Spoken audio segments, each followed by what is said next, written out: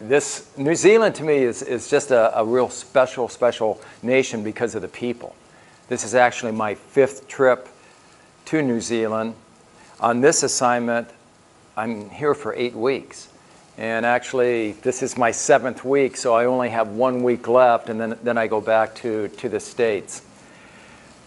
What I'd like today is this to be interactive. I really would like to get to know you, your challenges. What I always want to find out is the common link between all of us. And because those common links are absolutely essential in order for a team to become what I call great. And one of the driving forces in my life right now is helping others, whether it's as individuals, as teams, feel what it's like to be great. Because once you've ever tasted that success of greatness, what I have found is people will strive for that same level and that same feeling of greatness.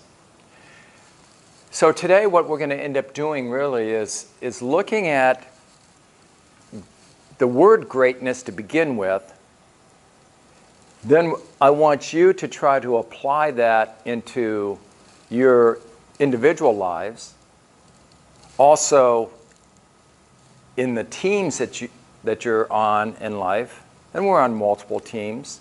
From what Mark says, this is actually right here, you get together as a group. So this I consider as a team. But then you have your own responsibilities and people that are dependent on you and you doing the best things that you can to help them become great. So really, the very first place that I want to start is just this word greatness. Think about that word and what does it mean to you? And then I want you to think about, have you had moments of greatness that you truly considered, wow, this is really something special? And then those moments, were they as an individual? Was it with a group of people? What I'd like you to do now is just take a minute or two, and someone that is seated next to you, or you can have a group of 3, define what greatness is. There's no right or wrong answer. To you, what is greatness? In fact, is it Jack? Yeah, I'm going to be your partner. Go ahead, just take a minute. What is greatness? I don't know. Great to me is like bigger. So I think it's like a big picture. What's great? What's the greatest thing in my life? Well, probably the greatest thing in my life is having my daughter. That's probably that's great Exactly. to me. Something to have her and to see her do the stuff that she does every day. That's right. Greatness to me. Initially, when I thought about it, I thought, scoring that winning goal to win that competition, that was quite cool. Yes. With my team. Most definitely. And being selected for the various teams here and there, that's cool as well. But I think greatness is a bigger picture. I think it's more holistic than just me. So I think it is about the people that you're close to. Yes. Is what greatness actually. I like where you're going with it, and I think that's very interesting because I think that throughout my life, my career, greatness, the meaning has, I hope, deepened than what it was when I was younger at one time, because I think greatness was almost simple type things, as if like a championship, winning that event or that game. And then you realize that it goes a lot deeper than just that moment, and or just sport itself. Yeah, exactly. Yeah. Yeah. Even like you say, even a season that's like a whole lot of things put together, but it's still only one season. Yes. And then then you play for a club, and you're only playing for that club for 10 years. But Right. So greatness needs to be bigger than that. It needs to be almost life encompassing. That's where the pinnacle of greatness would be. I agree. Okay, let me have your attention, please, because you've had a chance to exchange ideas as far as that word greatness. Because it's something that if you can get a common language with whoever you're working with, whether it's coaches, even your family. See, I believe that we're on so many different teams in life. Teamwork is the essence of life to me, because through working with others, that's when we can become the best that we can be. Because if everyone in this room right here, if we were able to really connect and believe in one another and put all of our efforts into that common mission, it's going to be much greater than anything that we could just do by ourselves. So with this whole concept of greatness, I'd like to share one thought that I have with greatness, and one way to look at greatness is it's the ability to be at your best, actually when it counts the most. So in other words, greatness, if you look at it from a sporting aspect of it, or if you look at it from an individual or a team aspect, it's those special moments that we feel that we are at our best, we're doing our best, we're making our best effort. I was telling Jack that my definition of greatness has grown through the years. I know I was very fortunate. I at a very young age, I was highly influenced, even as a secondary student, and then as a coach throughout my entire career, by a coach by the name of John Wooden. And if you're in the basketball world, I know that this name would ring a bell. And at a very young age, actually this pyramid of success, I had this hanging in my room. As a secondary student, I looked at this every day. Because if you look in the upper right-hand corner, this is how Coach John Wooden defined success. And he looked at it as a peace of mind, which I think is a wonderful way to look at it. What a way to start it out. It didn't say anything about winning championships. It's a peace of mind of basically doing your very best, becoming the best that you can be. In basketball, Coach did something that may never happen again. His UCLA teams won 7 consecutive national championships. They won 88 consecutive games. He won over 80% of his games. He was selected as the top sport coach, any sport, over the century that he was alive. It's amazing, because he never talked to his team about winning. He never used the word winning with his team. He didn't go into a team and say, we've got to win this game tonight. Because his belief was that if each of us brought our very best and found a way to bring out each other's very best, what more is there? And if you're close enough, his theory was, if you're close enough in talent, if your talent is comparable, you will win on the scoreboard. But most importantly, you will win beyond the scoreboard, because that's what's going to give you the life lessons. That's what's going to help the young people learn the true lessons that will help them become great and be successful in life. I like to start a lot of my talks on just the word greatness, because all of us are linked together. And with this group, it's through community sport. But with the responsibilities that you have, I would certainly hope that all of you are wanting to give them all the experiences, all the skills that you can to help your coaches be great, And ultimately, the key is what? The young people that are playing sport right now. Just sport itself is a common link with everyone in here.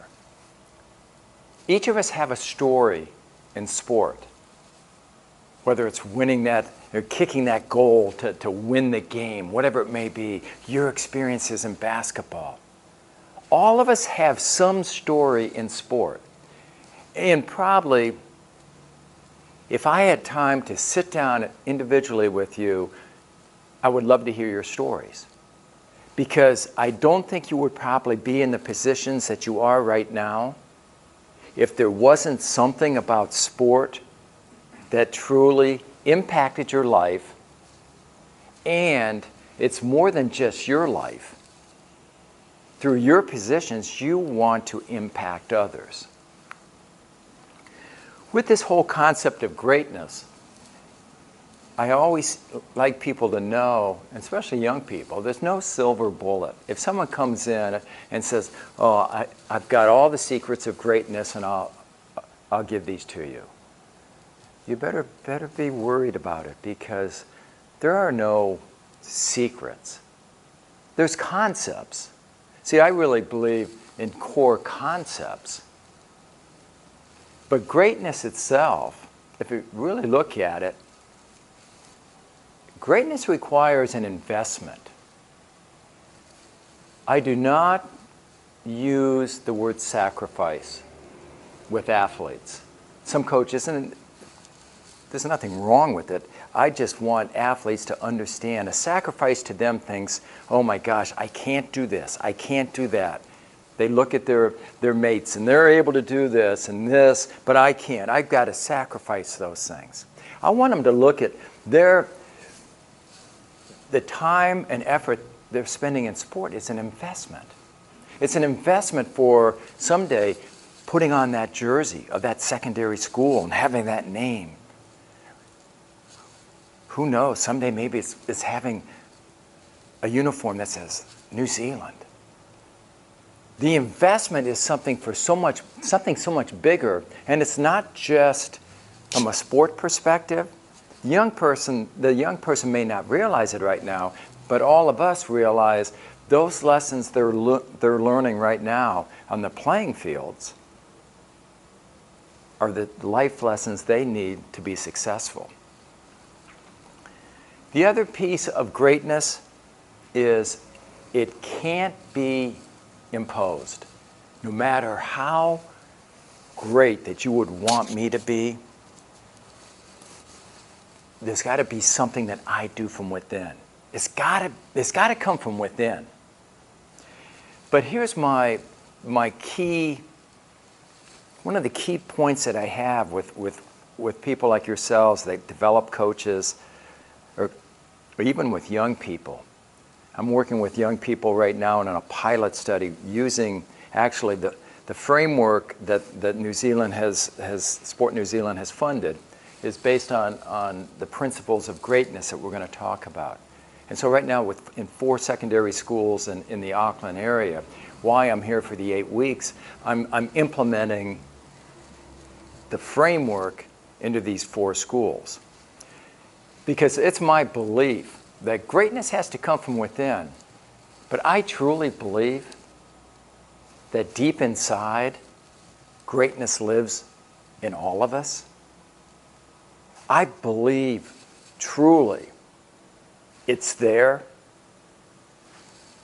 It's up to us as leaders, as coaches, to see if we can connect so that someone will grab hold of that and really let it come out. Through all my years of coaching men's basketball, this was a driving force. And if I even saw a little bit of that greatness in someone, I know it's there. Was I successful as far as getting every player? Absolutely not. Absolutely not. Some players, they just won't make that extra effort or commitment. No matter how much we try, I do realize that, but it doesn't diminish my excitement in working with people, because I've seen so many successes through sport, where people have learned about greatness. For some people, it's their one way that they can go from where they're at and capture what that feeling of greatness is and run with it. I believe great people and great teams have common traits. And this is what I call is the principles of greatness. Part of my last 12 years I spent as the director of competitive sports at the United States Military Academy at West Point. And the Academy is known as one of the best in the world for producing leaders of character. We have studied leadership. We have looked at the greatest teams. We came up with just long lists of what greatness means. Since my retirement 2.5 years ago, I've really tried to take all this, take my life experiences, take my mentors such as Coach Wooden, and my goal was to narrow it down the best I could. I've got five principles, and I'm not saying they're right. I'm comfortable with them, and in a lot of the things that I'm doing with athletes right now or with teams, it's all based on the 5 principles of greatness. And if you look at it, I like to say the best of the best, first of all, are trustworthy. The best of the best, they know what they want. They truly know what they want, and they pursue it with purpose, passion, and dedication. They believe in themselves. They believe in themselves, and they believe in their teammates. So if you look at the first 3, I'm sure if you were coaching or if you were working with coaches right now, they would probably look at those and say, yeah, I want a person of high integrity that will do what they say they're going to do. Yes, I want someone that has goals. They keep driving on. They pursue it. The belief aspect of it, I spend a lot of time right now with young people as far as helping them learn how to believe in themselves. Society we live in can be very negative. And with that negative society, sometimes that inner voice that a young person hears is one of they can't quite do something. We'll talk today about the power of self-belief. That's going to be one of the key concepts I want us to look at. But now we look at this, now we've got 3 what I consider absolutely critical principles of greatness. But now the 4th one is one that I absolutely love. Throughout my career, I know it was like the X factor in so many success stories, both in athletics, in sport, and in life. And it's mental toughness. The best of the best are mentally tough, and they're focused. I'm putting these principles up because I want you to think about them in your particular life, because this is something that for all of us, whatever job, whatever age, I take it really seriously because we truly should be living every day to be what? The best that we can be. And you're in positions where you're influencing others. How can you influence others if you're not working hard to be the best that you can be? So now we have 4. And as I was through the years, as I was trying to put this together as far as what would fit my personal philosophy as far as greatness, I actually love the 5th one. I love the 5th one because the best of the best have a way of making everyone around them better.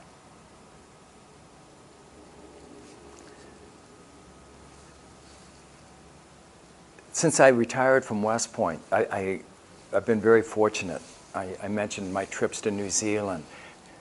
I've made 7 trips to Singapore. I'm working at the University of Minnesota with one of their Division I sport teams. Certain corporations have brought me in to work with senior leaders or mid-management, mid-level. And one of the key things that we always try to look at, one of the first questions I would ask you, because in a way you're a team in here. And actually, many times, the very next thing I would do is I have a self-assessment. I have a self-assessment that I can show you that each of you would look at it, assess yourself, and the statements really involve the principles of greatness, but then you would assess the team that you're on. On this team right now, are you finding ways to make everyone in here better? And I would say, I'm sure that you will have a list of things, and so, yes. Okay, this is what I do. And some of it could just be as simple as, okay, fine, it's part of your job responsibilities that somehow you interact with each other. If you say you're going to do something, you do it. If there's a report that someone needs, you make sure they have it. Yeah, so you're making people better that way. But what I found with the greatest teams, they find ways to make people better beyond just what's required by the job. I call it team chemistry. Think about the very, very best team that you've ever been on. Get a mental picture of it. It could be sport, it could be in an organization. Because I love to know that very best moment or that experience that you had with the type of team. But then the next question I'm going to ask you is, what made that? The best team, why? What made it so great? I'm going to give you 30 seconds to think about that team. And then with your partner, I want you to exchange your thoughts about that very best team that you were on. Okay? Go ahead. Best team you were ever on. I know you had some incredible experiences. My initial thought was, we're good people. Initially, they were very good people. Yes. And I look at a couple of those things up there. I'm thinking, yeah, we weren't the best. We were a team of champions will always beat. So a champion team will always beat a team of champions. Yes. Yes. And that was the analogy we had. That the team we were facing were better, more All Blacks, more. But we were, and I think the coach created an environment of enjoyment, of learning, of trust, of reinforcement. Right. You make a mistake, you move on. So you never felt threatened. It wasn't a threatening environment, and Exactly. it was one where ultimately I look at them now, and if I see them now, I'll go have a coffee with them. Yes. They were very good players. They were a high standard, but they were actually good people. And Yeah. when you mentioned that, I thought, they were actually good guys. Yeah, right. They're Exactly. good guys. That's 25 years ago. But they were good guys. And I hear a lot now in professional sport that some coaches or some managers will say, I'm going to look at good people first. Yes. Because I know that they probably will have good work ethic. Right. They mightn't be the best, but they'll be. That's right. So I don't know if that fits, but my No, first it thing- does. It my- fits perfect. My first thing resonating was good people. Yeah. Good values. Good people. Actually, a team's culture produces its results. Very first thing that I have in that is good people. You win with great people. I mean, you really do. They have a thing in, I think it's one of the teams, the no dickheads philosophy. Yes. Yeah. The All Blacks. No dickheads. I love that. Oh, yeah. Yeah. I've done a lot of studying with the All Blacks as far as just trying to get a nugget or two. Has nothing to do with sport of rugby, it's people, and it's building cultures, and how can a culture for 100 years be, right where they have been? I think you get a lot of traction if you've got an environment of good culture. Yes. You can have all the plans, all the game plans, and Right. you need coaching, you need development, of course you do. But I would suggest that that's so paramount as having. I agree. So that was neat.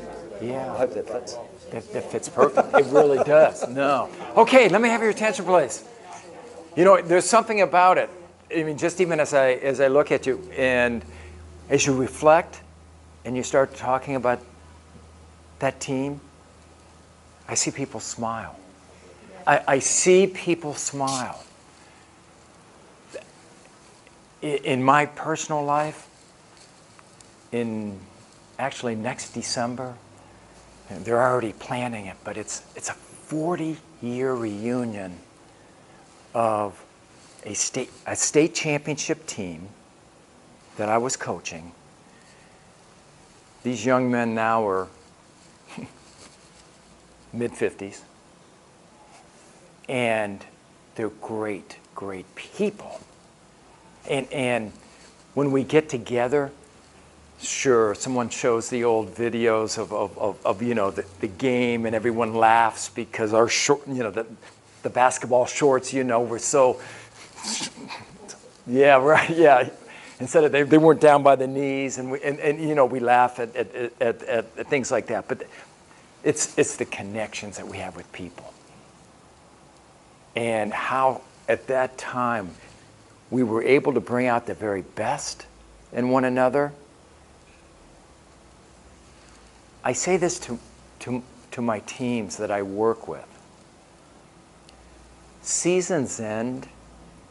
A season will end, but the relationships will last a lifetime, just like what you were saying, with the experience that you're talking about. Okay, wouldn't it be wonderful if we could experience and help others experience what you just felt for the past 5 minutes? Isn't that what we do? Isn't that why we're here? To find ways to help others? Whether you call it great, you can use whatever term that you want. I'm not hung up on words. I'm hung up on feelings, because those feelings generate actions. Those beliefs foster the actions that then end up with results that are very, very significant. They're great. Don't underestimate the magnitude of the team that you have right here. Too often people want to think about teams, and they think about something in the past or something outside, let's say, the actual workplace. That really, it saddens me. Sometimes, actually, I love sport, but sometimes I like coming into different organizations. I may know nothing about what they actually make or do. They bring me in just because of people and finding ways to unite people or get them to better understand themselves. So when we look at this, I'd like to kind of go into, let's take it with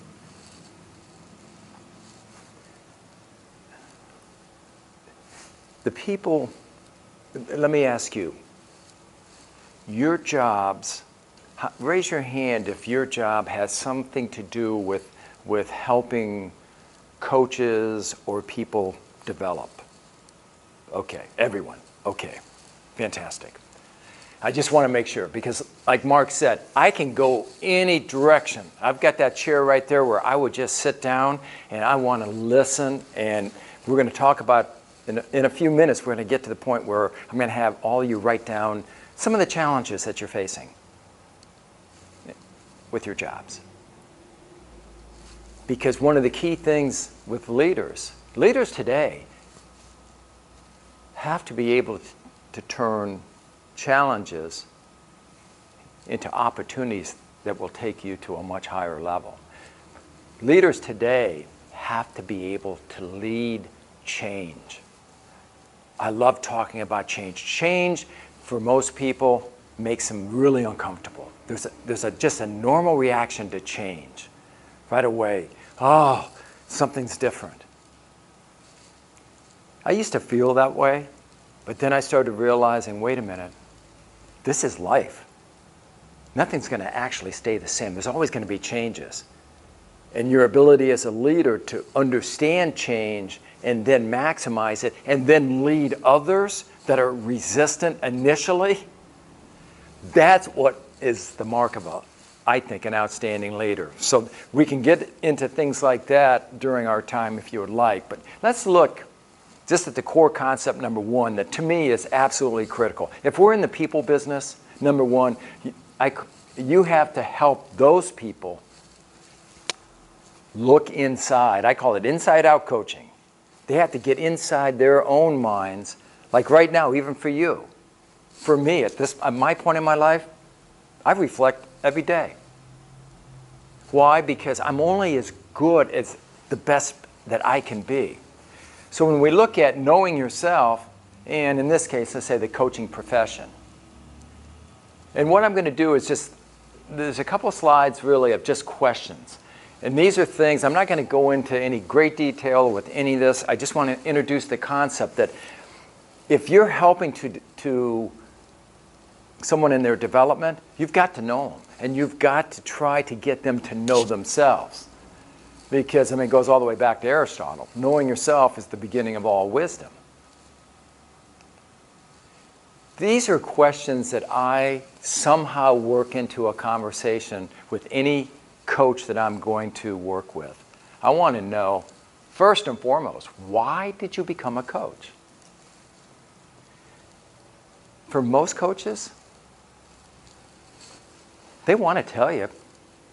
It goes back to what I was saying. Everyone has a story, and if you're sincerely interested, and if you can ask the right question or questions, most people like to tell you their story. Because this is going to tell you a lot on why did you become a coach. In the community scene, you may find out right away that someone became a coach because they're a parent and their son or daughter is playing and no one else would coach. And they volunteered. They don't know that much about the sport. Important piece of information. Doesn't scare me away from them at all, but I need to know.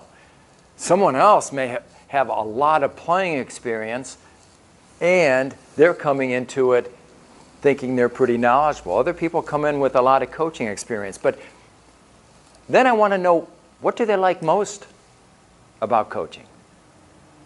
What do they like most? Because that's going to help me. First thing they're going to say is that, oh, it's winning those championships at the end of the year. Or they may say something about helping young people be everything they can. Teaching teamwork. Whatever it may be, again, there's no wrong answer. I just want to know because that way I will have a much better idea of how to communicate with them. I want to know how they define success. The same way that Coach John Wooden. You may not know this, it took him 14 years until he was happy with that pyramid of success. 14 years. That's how much and why he started it. He was a high school, a secondary school coach before he got to UCLA. And he was having some problems with parents because they were, yeah, it's global. And the way they were defining success. And so that's why he spent all that time, and then he got the building blocks on what it was going to take in order to be successful. Then I ask them more questions. I want to know what they dislike about coaching. Now come from the other side a little bit. What coaching problems keep you up at night? If you're working with full-time coaches or ones that spend a lot of time, that they're more than just maybe a youth coach that is a volunteer, These are going to be important questions. I always want to know, why do you stay in the coaching profession? Because a lot of times I'll talk to coaches, and many of our coaches, the majority of them that I work with, are full-time coaches. It's a full-time job, and their contracts are based on wins. And that doesn't scare me. That's how the majority of my career, my contract was based on having winning teams. But I'm going to talk a little bit in a minute about winning or greatness, and it's really a byproduct. It goes back to what Coach Wooden said. What I'd like you to do right now is write down challenges that you're facing right now.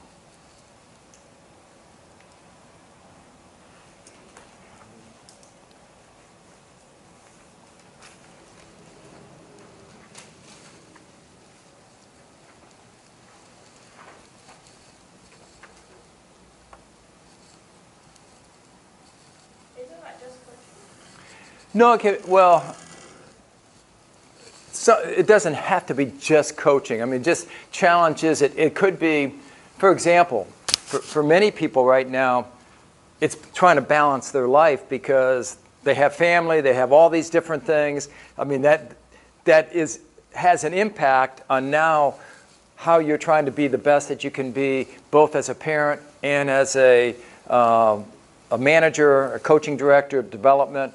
So you can take it, however you want to take it is fine with me. It doesn't have to just be sport.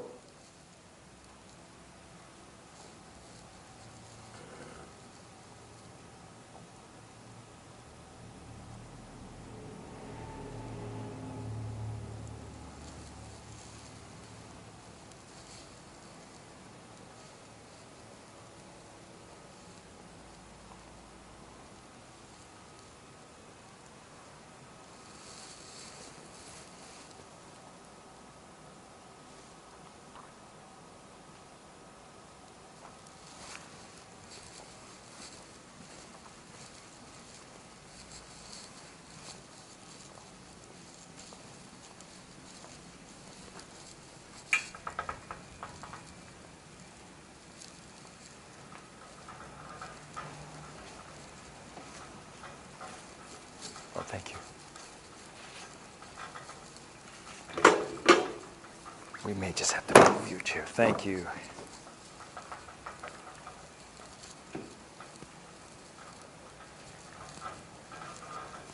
Okay, now what I'd like you to do is get in a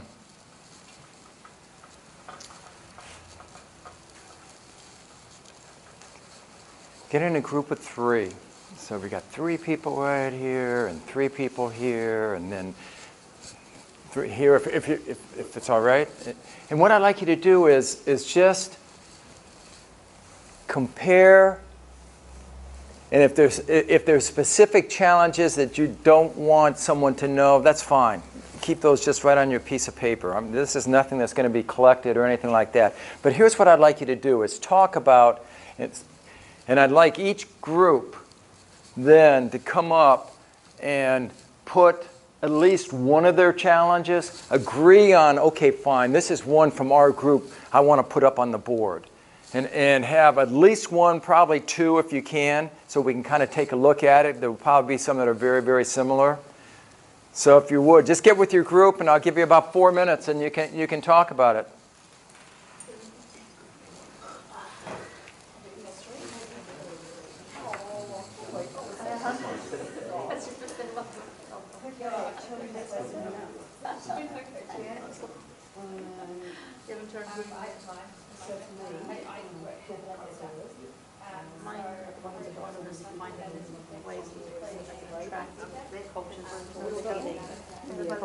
Can I join your group? Is that all right? Okay, good. I just said one and they all went. Yeah, same thing. How to find the time to help those who want it when hours and funds are limited. Yeah, there's so many opportunities and so many people that want support, yet you've only got so much time. Yep. Yeah. balancing work, personal life, which we Yeah, I mean, Family goals, yeah, that's a tough one, isn't it? being there for the kids and also wanting to help. succeed in making a difference in what you're doing within Yeah. the sport and your Work work life. life. Yeah, definitely. For me, I see one of the challenges out there is you touched on it before about people not wanting to embrace change. Yeah. We're in a Yeah, that's huge. I'm laughing. I was with a group yesterday, and that was basically the number one topic that I knew going into it that I was going to work, and so just about the whole presentation was just based on leading change. Yeah. Because like the sporting landscape is ever evolving, and probably Right. at the moment even more so dramatically, I believe, and going forward. Right. And if people don't start looking to change the way they operate or deliver sport or participating in sport, they're going to be left behind. That's right. Yeah. So it's one of the big challenges that we've got now and going forward. Well, What about you guys? Don't want to hog the limelight?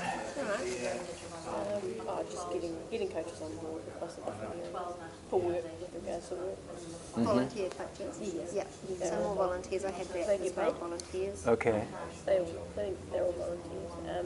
And just in regards to basketball and being female, it's kind of a man's world. Okay. Basketball associations are. Yeah. And so the first question if I go to things, it's like, oh, what have you done in basketball? What have you done in basketball? Yeah. It's almost always, it's a roadblock of. Would that be true in all sports, or is it just? No, not in squash. I Certainly as a basketball. I think in probably a lot of sports, so probably not squash, but a lot of sports that I think are both male and female participation. Yeah. So I mean, obviously netball, which is pretty much netball, female sport. Right. Sure. Squash used to be, but then Susan changed that. Right. Yeah. So we had a national champion who was the icon of Right. sport in the She country. fought hard to make sure it was equal. Yeah, interesting to ask Lisa, who's tennis. Okay. Yeah, interesting to actually ask her that question. Yeah, that would be interesting. In fact, we can do that. Just that's it might be a good. Do you think? Let me ask you because I had said just put a couple. Would it help if we just had people list however many they wanted, and then everyone can kind of look at it? Yeah, let's do it that way. Okay. Okay, let me have your attention, please. And hey, thank you. What we're going to end up doing, I think, again, I think will be really nice because what we're going to end up doing is each group. I know I had mentioned just putting, like one or two or something like that. As I listen to you, you have a lot of very, very legitimate, I think, common problems. You would help me a lot that if you talked about 4 or 5 different things, that's fine. Let's just, each group just take, you've got this side over here, just write whichever ones that you want, and if it's more than 2, that's fine. You may have talked about 5 different things. Put all 5 down. And the same thing with that group, and then why don't you put yours over here? So if you would, just get one of you to go up and put it on the board, and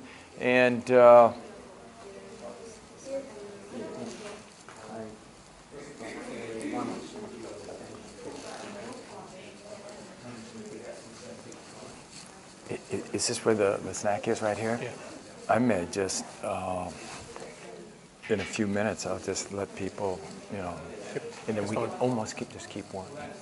I mean, they can take a break if they want to use the restroom, but yeah.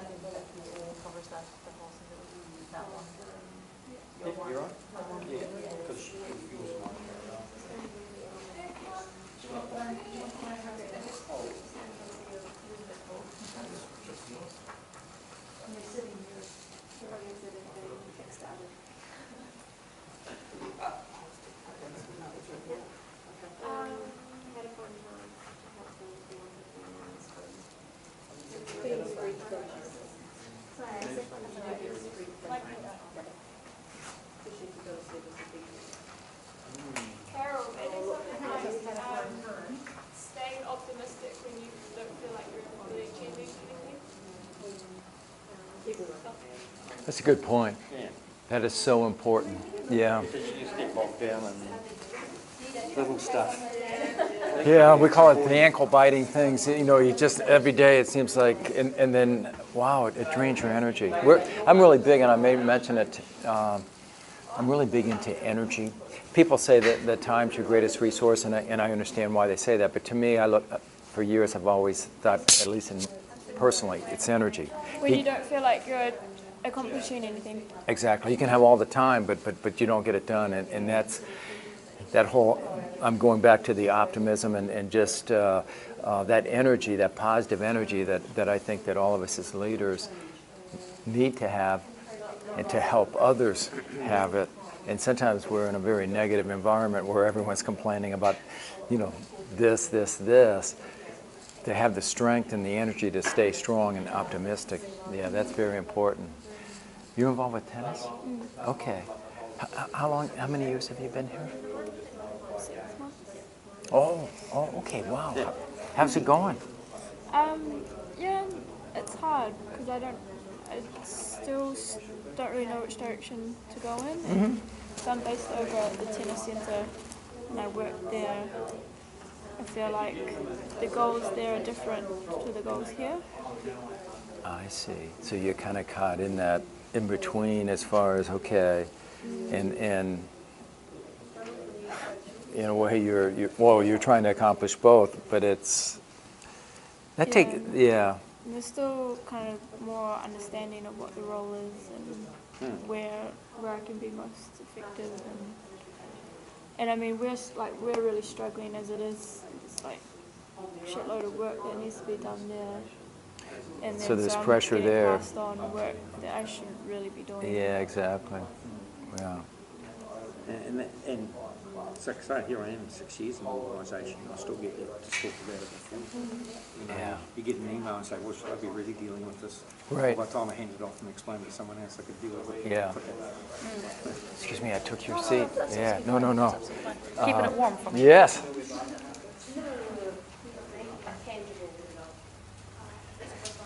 Okay, let's take a look at that. Each of the teams. We've got 3 teams, so let's have one spokesperson from this team and just talk a little bit about the ones that you put up there, and everyone else can comment on it. So my first one, I don't know. Okay, let's listen. Go ahead. Sport coordinators from schools. Okay. So I think the biggest thing for me at the moment is encouraging them to think strategically and aim higher instead of just accepting that things are going okay. Okay, good. Okay, let me ask you a couple questions, because in New Zealand I've worked with some of the group that you're talking about, and so I've heard some of the challenges they say. How are you doing this? I'm just curious. And have you seen things that you're doing that are successful, that seem to be working in this area? Yeah, I think because we've got a big range of schools, we've got ones that coordinators that have 5 to 10 hours, and then some that will have 60 hours a week allocated to that job. Okay. So it's very case by case basis. But I think for even the ones that are only working 10 hours a week, it's just taking something small and just focusing, not trying to achieve 5 things in a term, but being like, this term I'm going to focus on this, and then reflecting at the end of the term, being like, okay, well, it worked or it didn't work, but Yes. I've actually put a little bit of effort into thinking how I can improve sport in my school. That's okay. Thank you. Okay, this is some things instantly come to mind. Okay, and these are, again, concepts, general concepts, and I really believe in this concept is small wins make the big wins possible.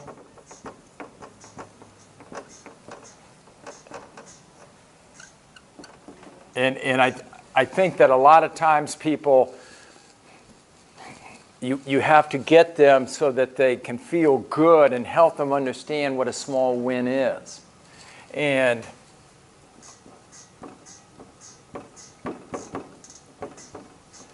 this was a real key as far as one of my leadership tips, going right along with the idea, as all of you know, as athletes and also as coaches or helping coaches, the importance of momentum and getting something where it's moving.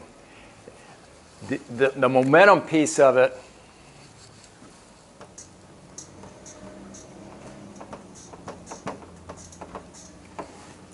I really work with coaches or with leaders about creating momentum, how to create momentum, and then maintain it.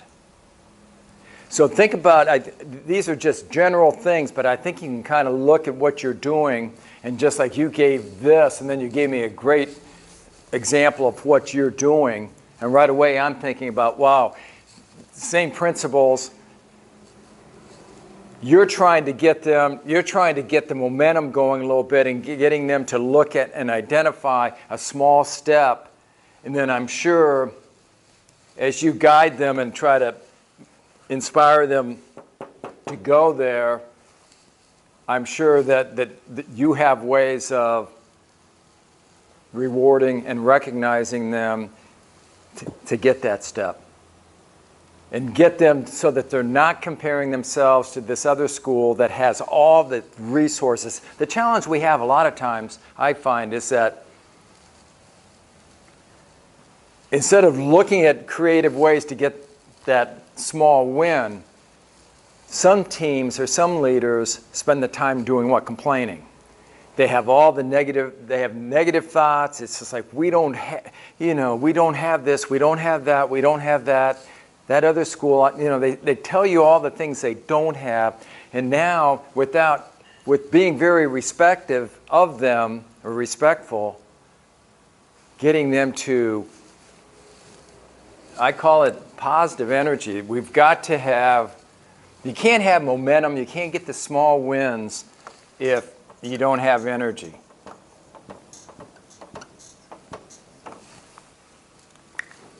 I'm very big into energy. I just told a group that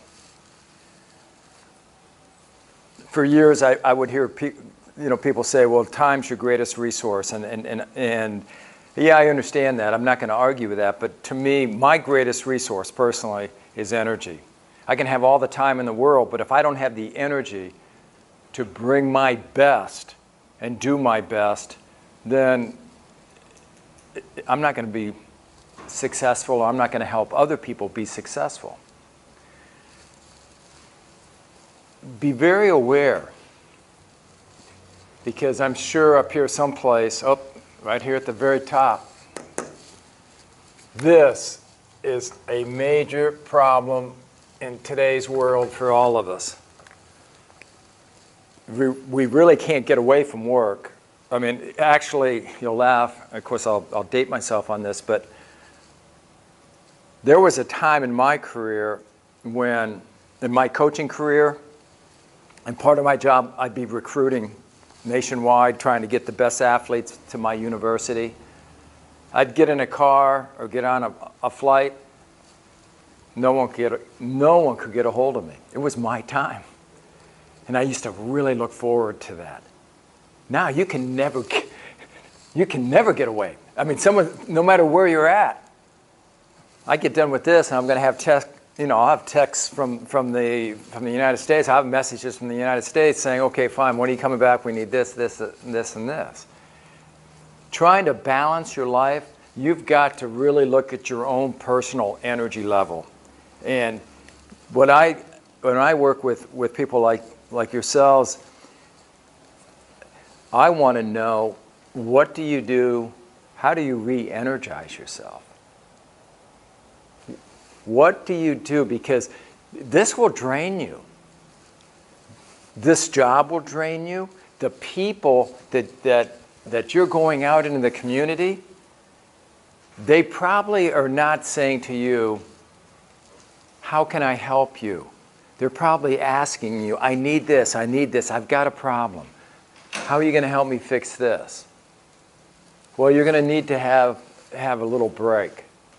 And somehow, whatever it may be, I mean, for me, I know I have routines. I need my own space.